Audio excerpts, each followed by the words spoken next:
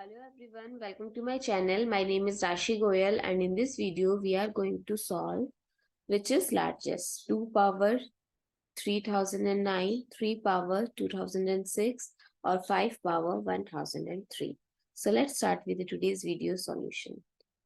So we'll start with 2 power 3009. So we can write it as 2 power 3 times 1003 or 2 power 3 power 1003. So 2 power 3 is 8. So 8 power 1003.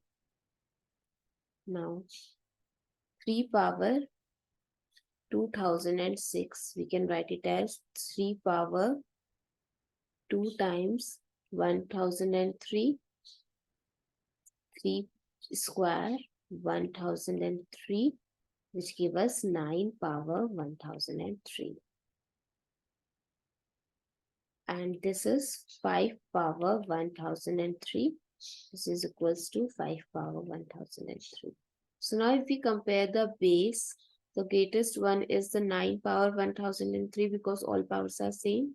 So we can say that 3 power 2006 is the largest among 3.